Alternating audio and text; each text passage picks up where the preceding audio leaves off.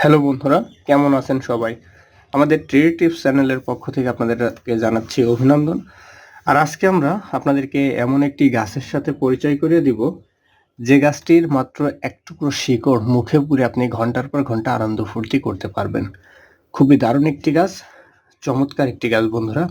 এই যে দেখেন, এই গাছটির সম্পর্কে হয়তো আপনারা ইতিমধ্যে জানেন বা অনেকেই ইউটিউব, ফেসবুকে বিভিন্ন ধরনের ভিডিও দেখেছেন হেল্পফুল। তো আমাদের আজকের এই ভিডিওটি আপনি একটু কষ্ট করে দেখুন। আশা করা যায় বন্ধু, এই ভিডিওটি যদি আপনি দেখেন তাহলে আপনি নিজে নিজে আপনার যৌবন শক্তিকে ধরে রাখার কৌশলটি আবিষ্কার করতে পারবেন। তো এই গাছটির নাম হচ্ছে আপাং গাছ। কেউ এটাকে বলে চিতচিড়িয়া, কেউ বলে লাটজিরা, কেউ বলে আপামর্গ, কেউ বলে বিলাই খামসি। এই গাছটি বসতভিটার আশেপাশে একটু কম পাওয়া যায়, তবে নদীর ধার বা পুকুর পাড়ে প্রচুর পরিমাণে 12 মাসে এই গাছটি পেয়ে যাবেন। তো আমাদের যেটা করতে হবে, এই গাছটি কোথায় আছে খোঁজ নিতে হবে। এই গাছটির খোঁজ পাওয়ার পরে আমাদেরকে এই যে এর শিকড় সংগ্রহ করতে হবে। গাছটি তুলবেন, গাছটি তুলে গাছটির বেশ কিছু পরিমাণে শিকড় সংগ্রহ করবেন।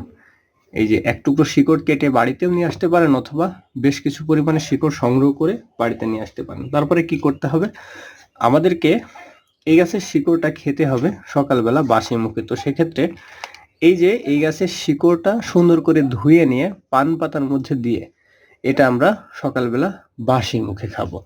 আপনি চাইলে দিনের যে কোনো সময় খেতে পারেন, তবে সকালবেলা বাসি মুখে খেলে সব থেকে বেশি উপকার পাবেন। এই আপাং গাছের শিকড় এবং পান পাতা এটা আপনি এক সপ্তাহে যদি 3 দিন খান বন্ধু, তাহলে আপনি দারুণভাবে উপকৃত হবেন। আপনার ধাতু শক্তি দূর হবে এবং আপনি নারী মহলে ঘন্টার পর ঘন্টা আনন্দ ফুর্তি করতে পারবেন।